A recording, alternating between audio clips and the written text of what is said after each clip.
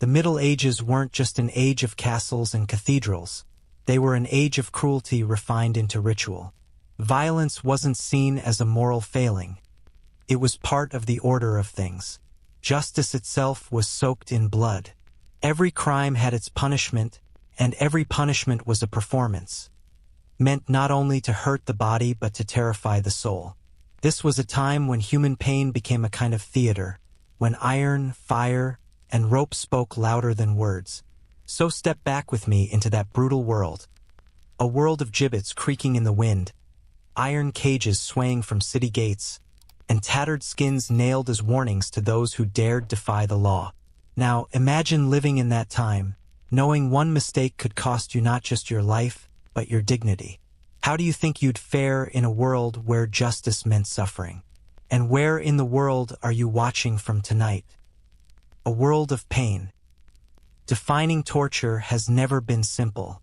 Perhaps the clearest description came centuries later, in 1755, when Dr. Samuel Johnson published his great dictionary. He described torture as torments judicially inflicted, pain by which guilt is punished or confession extorted. But back in the early Middle Ages, when Christianity began to spread across Western Europe, the Church officially condemned the use of torture, perhaps remembering the countless Christians who had suffered its horrors under the Roman Empire. Pope Nicholas I even wrote a letter to Prince Boris of Bulgaria in 866, expressing his moral outrage. He warned, "A confession must be voluntary, not forced.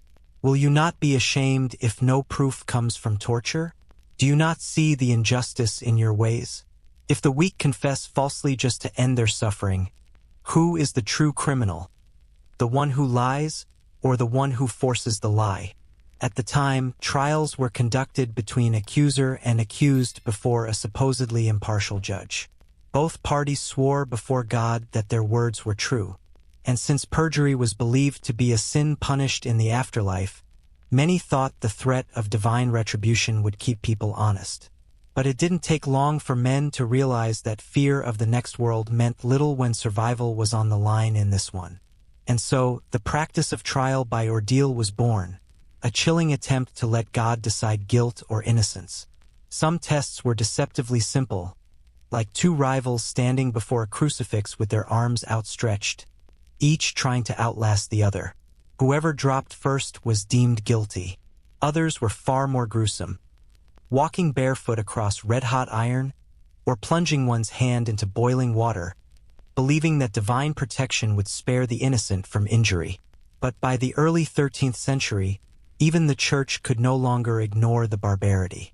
The Pope officially banned trials by ordeal and replaced them with something far more terrifying: the Inquisition. The shift was not born of compassion but of control. During the Albigensian Crusade, the Church began systematically purging the Cathars, a sect branded as heretics in southern France. Those who refused to confess their heresy were taken into dark chambers where unimaginable horrors awaited. The methods of torture varied across Europe.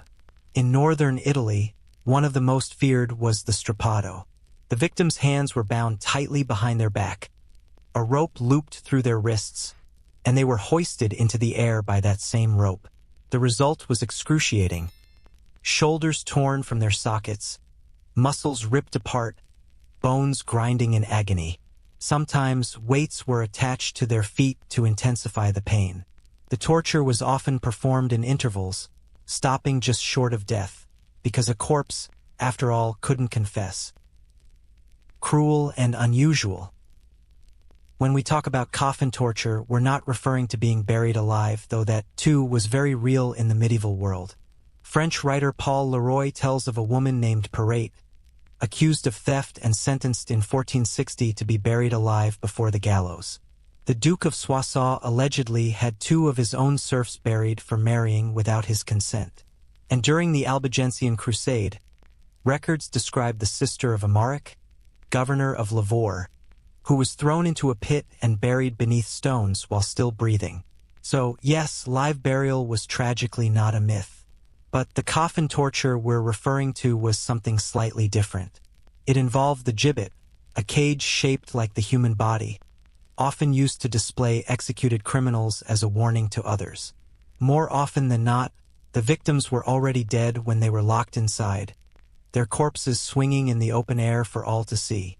To preserve the gruesome sight longer, the bodies were sometimes coated with tar.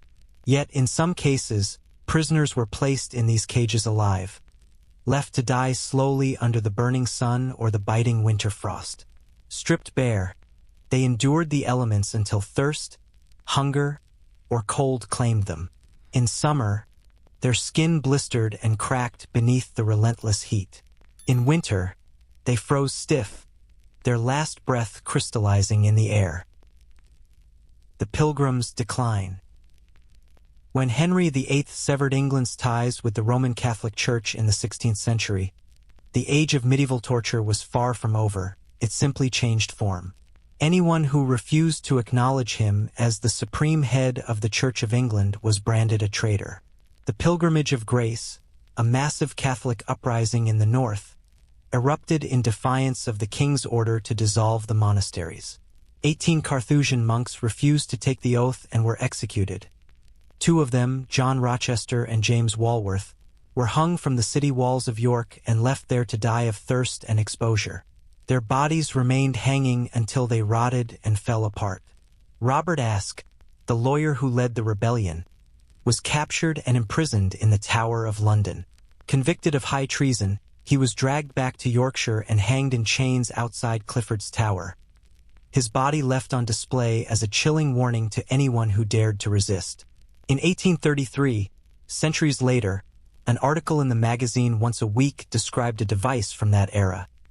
An iron cage used for imprisoning criminals sentenced to be hanged alive, a punishment so cruel that death itself seemed an act of mercy. The condemned man was stripped completely bare before being locked inside a narrow iron cage, suspended high from the branch of a tree, left helpless to meet a slow death through starvation, thirst, and the cruel bite of the elements. End quote. Records mention that one such cage was displayed at an exhibition by the Society of Arts in Kingston, Jamaica. Though the description itself came from the 19th century, there's little doubt that this horrifying instrument of punishment mirrored, almost exactly, the medieval iron coffin. The article continues, quote, "Iron hoops were tightly riveted around the body, clamping the knees, hips, waist, underarms, and neck. More braces crossed these bands, stretching from the hips to the crown of the head. Iron plates enclosed the legs, ending in stirrup-like frames, but these offered no rest. Within each stirrup, 3 sharp spikes were fixed, piercing deep into the soles of the victim's feet.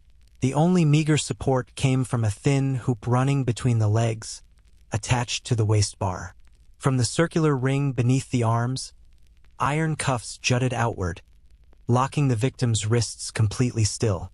And above, where the hoops crossed over the head, a strong hook protruded, from which the entire contraption, with its dying prisoner inside, hung suspended." End quote. Like a caged beast, the victim was left dangling between agony and death. While official accounts of live gibbetings and hangings in chains remain scarce, we do know they were practiced forms of execution across medieval England. The chronicler Raphael Holinshed, who in 1577 published his monumental chronicles of England, Scotland, and Ireland, provides chilling details. His work, the first continuous printed history of England, records that, quote, "If a man be convicted of willful murder, done in cold malice or notable robbery, he is either hanged alive in chains near the place of the crime, or, through mercy, first strangled, and so left to waste away to nothing." End quote. One infamous case of hanging alive occurred in 1383, involving an Irish friar who accused John of Gaunt, uncle to King Richard II, of treason. Holinshed writes, quote, "Lord Holland and Sir Henry Green, knights, came to this friar, fastened a cord about his neck, and tied the other end to his privy members. Then, hoisting him from the ground, they laid a stone upon his belly. The weight crushed his body, bursting his backbone apart, while the strain tore at his manhood. Thus, through threefold torment, he perished miserably. The following day, His corpse was dragged through the town as proof that justice had been served for his treason. End quote. Later accounts from notes and queries cite the 16th-century writer Henry Chettle, who remarked that before his time, murderers were subjected to extraordinary punishment, such as being hanged alive in chains. One such case was that of John Whitfield, the notorious highwayman, who was gibbeted alive on Barrock Hill near Carlisle around 1777. He hung there for several agonizing days, his cries echoing so pitifully that a passing mail coachman finally ended his suffering with a bullet. And it wasn't just the English who practiced such brutality. The traveler Fynes Moryson, who spent much of the 1590s journeying across Europe, wrote of similar punishments abroad. He recorded that, quote, "In Landau, I beheld a malefactor hanging in iron chains upon the gallows, with 2 starved dogs suspended beside him by the heels, so that they might gnaw his flesh before death took him. And in Frankfurt, I saw the same fate befall a Jew."